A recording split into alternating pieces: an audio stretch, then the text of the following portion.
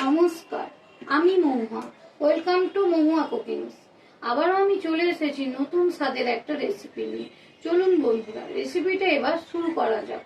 আজকে আমি বানাবো বিয়েবাড়ি স্টাইলে মাছের মাথা দিয়ে ডাল। ডালটা খেতে ভীষণই ভালো।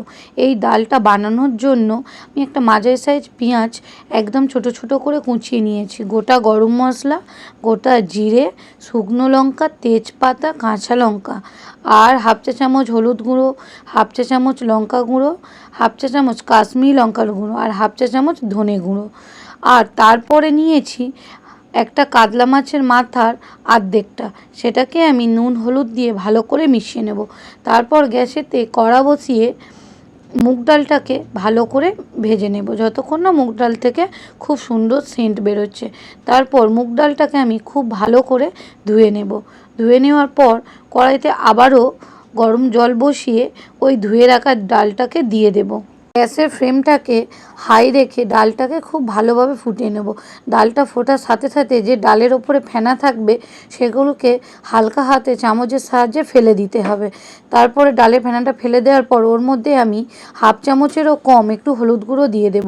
আগে যদি হলুদ দিতাম তাহলে ফেনাটা ফেলার সাথে সাথে হলুদগুলো সব বাইরে চলে যেত। এবার আমার ডালটা খুব ভালোভাবে সেদ্ধ হয়ে গেছে। এবার গ্যাসেতে কড়া বসিয়ে তার মধ্যে কিছুটা তেল দিয়ে আমি কাতলা মাছের মাথাটা খুব ভালোভাবে ভেজে নেব। আমার কাতলা মাছের মাথাটা খুব ভালোভাবে ভাজা হয়ে গেছে। এবার মাছটাকে তুলে নেব।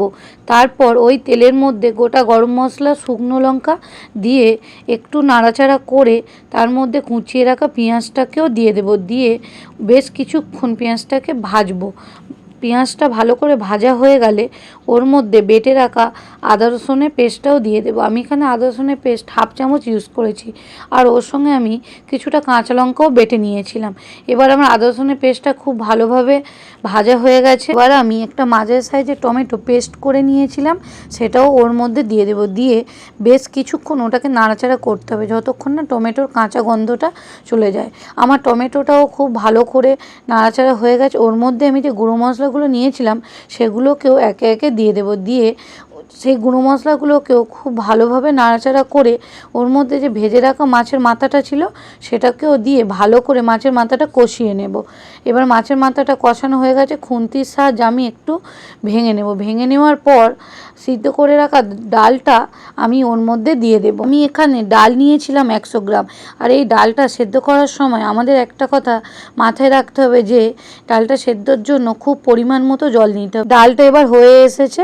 হাফ চামচের মতো চিনি, হাফ চামচ গরম মশলা ও হাফ চামচ ঘি দিয়ে ডালটাকে খুব ভালো করে নাড়াচাড়া করে নেব। তারপর ওপর থেকে ধনেপাতা কুচি ছড়িয়ে দেব। বন্ধুরা, এই রেসিপিটা যদি ভালো লেগে থাকে তাহলে প্লিজ লাইক, শেয়ার ও সাবস্ক্রাইব করে দেবেন। আপনাদের একটা লাইক আমাদের কাছে খুবই গুরুত্বপূর্ণ। ভালো খাবেন, সুস্থ থাকবেন। দেখা হচ্ছে কিন্তু নেক্সট ভিডিওতে। বাই বন্ধুরা।